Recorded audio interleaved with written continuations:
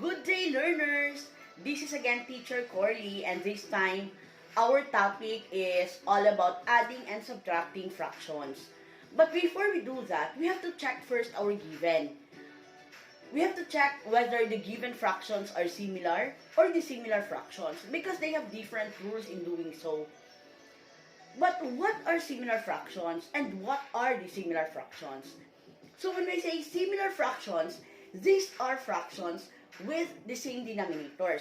So example, we have 3/8, 2/8, 1/8, and 7/8. These are similar fractions. Why? Because they have the same denominator, 8.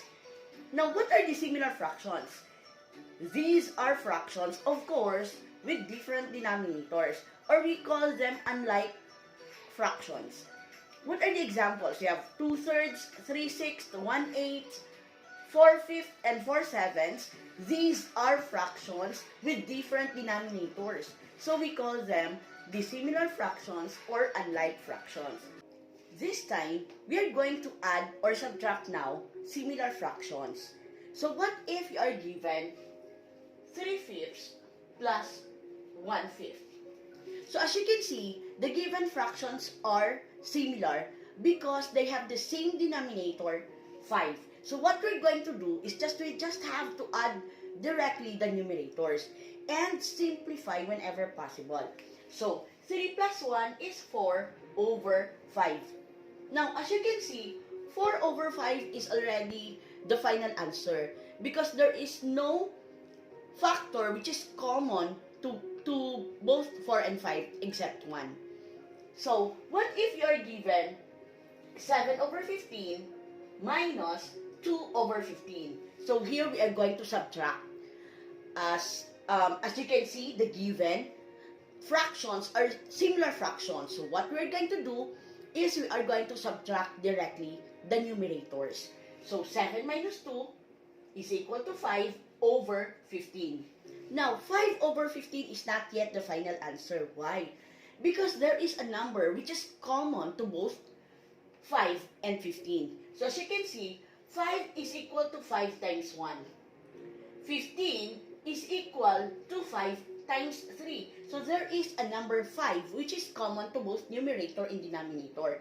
So, we are going to divide both terms by 5. So, 5 divided by 5 is 1. 15 divided by 5 is 3. So, the answer is 1/3, which is actually this one. So, 1/3 is the answer in its simplest form. Okay? I hope you get that. Adding or subtracting similar fractions, it's just so easy. Because what you're going to do is that you are going to add or subtract directly the numerators. And always simplify whenever possible. Okay? This time, I am going to teach you how to add or subtract dissimilar fractions. Again, as what I have told you, operations on fractions, in doing this, it's just so easy. You just have to remember the rule. But don't worry, I will also teach you some techniques or some tips, some shortcuts on how to add or subtract dissimilar fractions.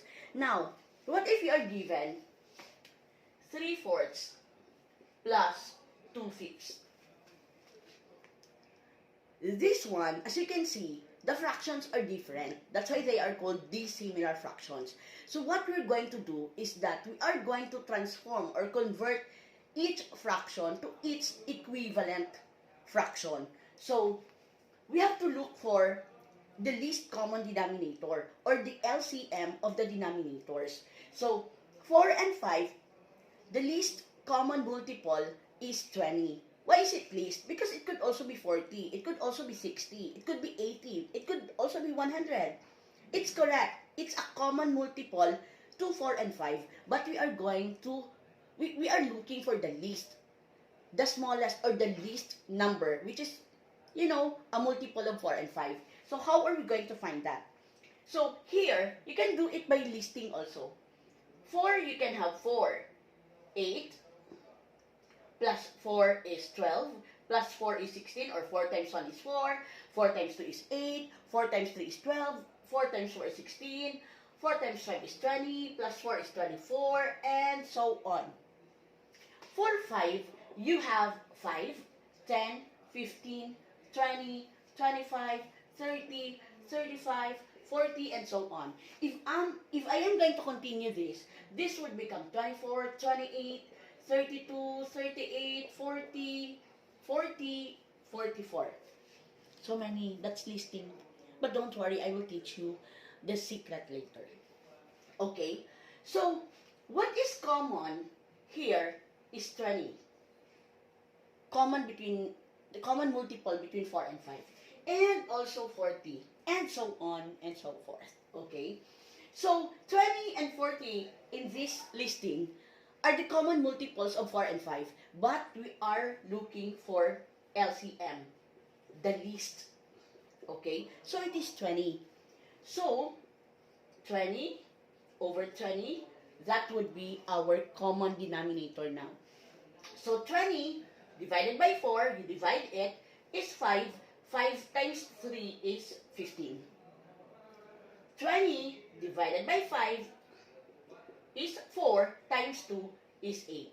So the answer now is 23 over 20.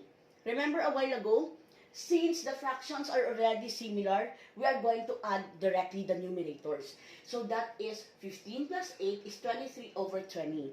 Now, since we have improper fraction, a fraction whose numerator is greater than the denominator, we are going to change this one or transform this one into a mixed fraction.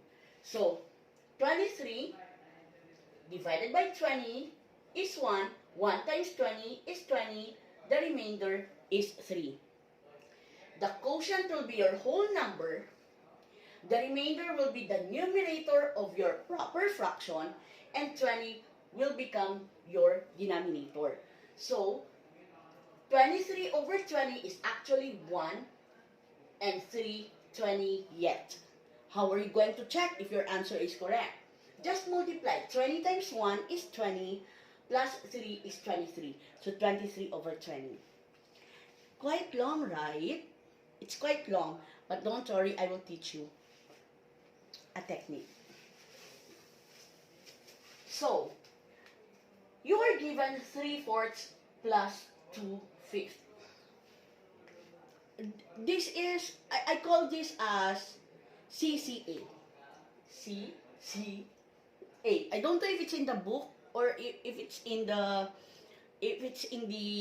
Google or what, but I call it CCA, cross, across. And some learners already knew about this because I taught them this one, how to do shortcuts when it comes to adding and subtracting fractions.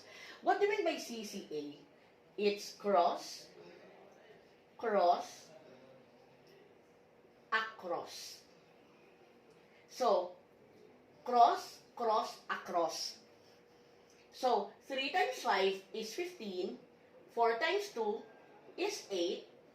Across 4 times 5 is 20. So, 15 plus 8 is 23 over 20. So, this is the same. Okay? Cross, across. Now, we have to transform this into a fraction. So, what I usually do is that I don't do like this. I don't do that. What I would do is that, I would think and answer this question. How many 20s are there in 23? There's only one. Since there is only one 20 in 23, there is an excess of 3. So I'll just copy the denominator. So 1 and 3 over 20 yet is the final answer.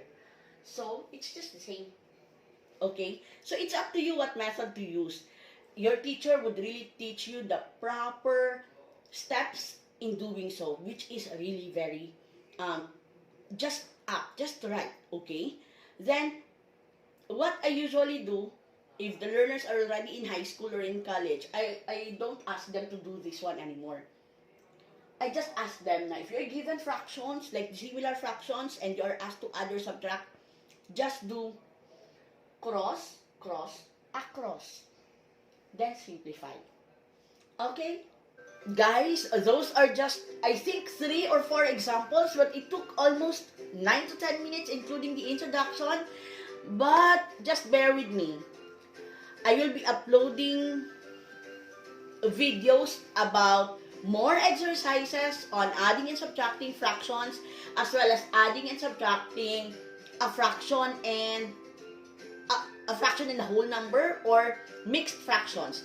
And aside from teaching you the proper way of doing that, like how your teacher do it, I would also teach you some techniques, some tips, and some shortcuts in doing so. Okay? This would not help only the grade schoolers, but also some high school and college learners, especially if you already, forgot the operations and fractions. Just please watch the videos, like the videos, and subscribe to my channel. You see, I don't even know how to, promote my channel, but my intention is really just to help you learners, especially in this time of distance learning. I hope you learned something. Bye-bye!